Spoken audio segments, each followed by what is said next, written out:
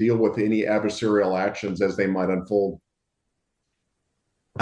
If we did have directed energy weapons in space, would that be a breach of the Outer Space Treaty? I can't comment with regard to what we do. I know that the United States has been very diligent in complying with its treaty obligations. Right.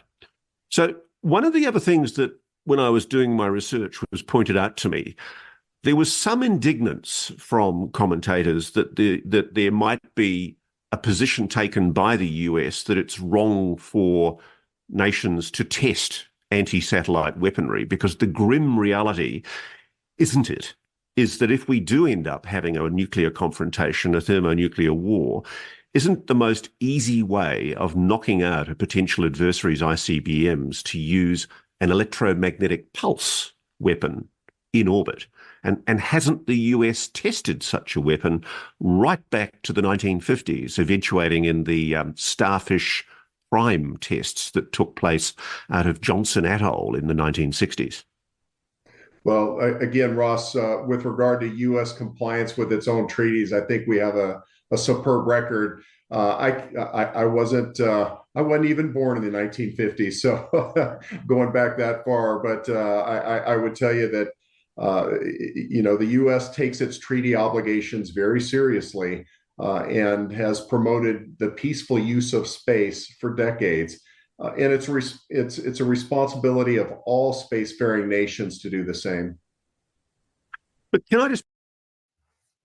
So that was it wasn't a UFO interview, but Ross is talking to someone about the satellite systems and our vulnerabilities, basically. And then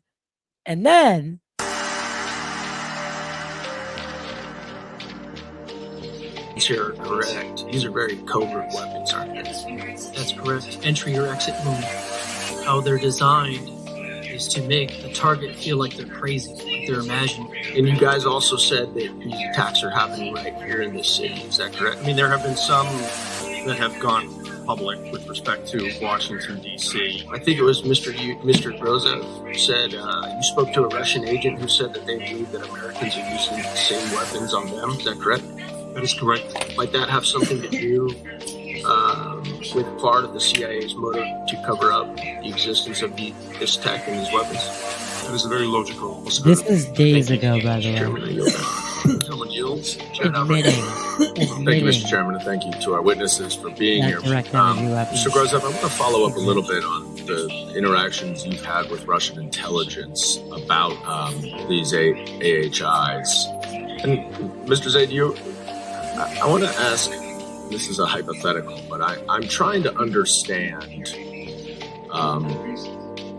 why our government would try to block information sharing or conceal information that they have. And one thing that comes to mind is whether there's an operational risk to revealing any of the details of their investigations. Is that something that you have come across in any of your work? There's a lot of reasons why the information might not be publicly released. And I do think that's something we could address more in a classified environment to explain that. But there are understandable reasons why the U.S. government has not revealed much of what it knows. There's some long-term things that needs to be done in terms of new acts. But in the short term, we need to do things like implement the original Havana Act. DoD still hasn't done it. They still have not implemented the Havana Act. And we need a VA diagnostic code. Thanks to the VFW brothers and sisters that are here today and for your meeting earlier, we don't have a VA diagnostic code for the 500-some DoD survivors. How are they going to get long-term care and disability without that?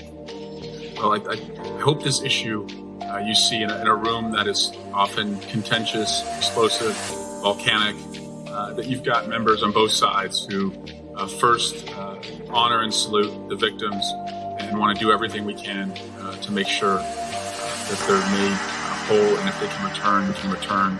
And of course, as the victims have wanted to do, make sure we do everything possible to prevent anyone else from suffering from this. I yield back. Thank you, Chair. So Damn. the government admitted not only direct energy weapon existence, but the Havana syndrome. That it's being And used on the public, man. It's on crazy. the hold on, where's my, that's not it. Nope, there it is. On the public, man. On the public. Like, what? And you know, you can see in the demeanor of the video with Ross that this official gets very obviously, he goes into like the grush mode is what I call it now, is the I can't reveal that under these circumstances. And I think we all know that these direct energy weapons exist. And what's your take on the existence of these things? And I mean, I just did a podcast with Eric Hecker.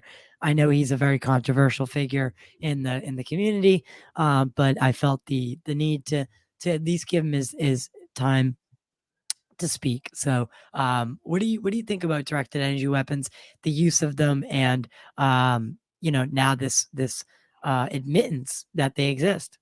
Yeah. No, the second clip is really scary, man. It's concerning, dude.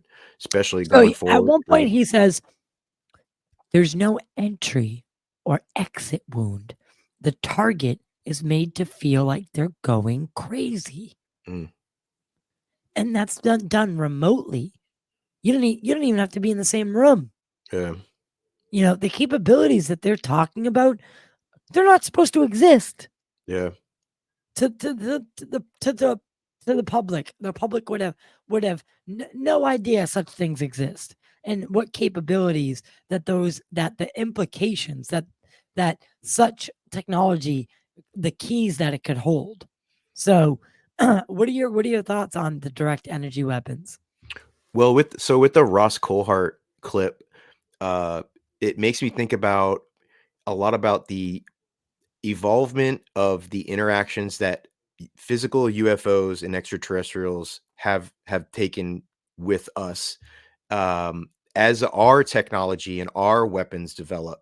So if we're now to where we're able to use these direct energy weapons on satellites and we're testing them, I wouldn't figure there would be any activity from these extraterrestrials, because they've realized, look, we can't even get close to this planet, guys. They're going to they've got technology all over the place. They're just going to shoot us down. Well, Right. 50 years ago, all these crashes, there's a lot more crashes, crash retrievals, stuff that we had physically were able to gather and take back and study, where now they're not even getting close. They're like, that we didn't have the capability to shoot them down. Now we've got these directed energy weapons, this technology that, in my opinion, is probably, 40 years, 30 or 40 years ahead of what we have access to. Like they've had AI, they probably had Chat GPT like 20 years ago. And, Oh yeah, DARPA had Chat GPT 1 probably in 1992. Yeah. But that's why they started with Chat GPT 3. Yeah. Right.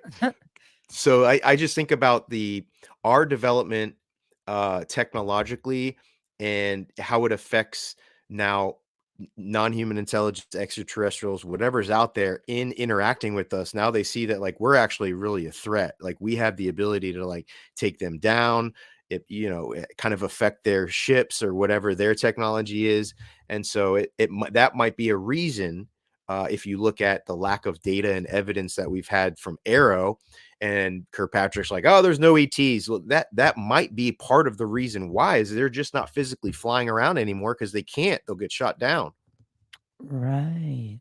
But even Elon Musk, Elon Musk there's been a lot of Elon Musk. Did you see where Ross Coulthart talked about Elon Musk has been read into the programs? So it's sort of like Elon Musk has publicly come out and been like, I don't have anything. But then you have Ross Coulthart saying that he does know, and he's read in, and basically probably the access that he's had to be able to launch all these Starlink satellites is because he's not saying anything. He's not showing the videos, because if their last launch, you could see video feed, and they're switching from camera to camera, and it's like 4K HD, and you're like, oh man, if they see something, it's definitely going to be captured on camera. Right. Right. And what's going to happen when commercialized space becomes a legitimate thing? Yeah. And Elon is sending people up with these you're right. We're coming to this pinhead, and I really I can feel us teetering on the edge of a paradigm shift, or this point of contact. Wink, wink, wink, wink. Inside joke. But this moment, and I don't know what it's going to be, but I truly do think that the Brandon Fugal, that video, if it could be released and is released, I think would be a huge, huge win for the community and for everybody who's fought for disclosure, past, present, and future. Yep. All the whistleblowers, all the people that have come in and been witnesses, right? Like people who have come forward to Congress already with the congressional hearings with Grush, Fravor, and Graves. Everybody that's come forward in the past couple of years, and even back to 2017, all of this would gain a lot more credibility if the main person opposing it was just, was bullshitting this whole time. And he's actually acknowledged the reality of the UFO phenomenon years ago, before he even took the job at AARO. I think that would just throw a total wrench in everything, and that would be the biggest win for disclosure so far. Yeah, and the skeptics who have used Kirkpatrick as a kind of a like they ride his wave tail, is his wake with whatever he says, right? Because he's a scientist, he's credible, he's he's was tasked with figuring this out, got all the accesses he needed. So it would really make the skeptics and the debunkers kind of take a step back and maybe reevaluate some of what they thought was the truth. And I think, like I've said in the past, we're taught to believe that there's either black or there's white. It's not only until you get into this where you find that there's so much gray. And Astral, thank you for being here tonight, man. Thank you, man. Appreciate the invite. Always a pleasure, dude. Yeah. And where can people continue the conversation with you? Where can they what's going on in your life? Yeah, I'll just throw out a couple projects that I'm working with. Obviously, Need to Know, I just came on as producer. I'm super excited to just go forward with those. Just being in the room with those guys while they're talking is humbling. It's incredible. I'm also working on a project called the Echo Project with my good friend Jared, who we're building, and we've built tech sets, which is basically measurement devices and technology that experiencers can wear when they go out to make contact and do CE5 and heist. So we're sending out tech sets. Tech sets, and we're looking for experiencers that have this type of phenomenon to reach out to us. That's echo-project.org if you want to learn some more information. I'm also still doing Twitter Spaces. I feel like just from some of the contacts that I have, that there's going to be some funding opportunities coming up for content creators, filmmakers, space hosts, podcast. I think that one of the things that's been sorely lacking is funding within the community. So basically it's only been Bigelow and Fugal, but I think people are coming in and they're seeing, either from the crypto communities or other communities that, that this is a very interesting field. They just need help to get real research done, because a lot of people have 9-to-5s. They don't have that availability to put in the time to really dig into this topic and do real research. So I think funding opportunities are going to come. I'm always hosting spaces, getting the discussion going on Twitter. You can find me at my Twitter handle at @the_astral_. And I'm hosting remote viewing spaces, always doing some psychic stuff and psychic projects.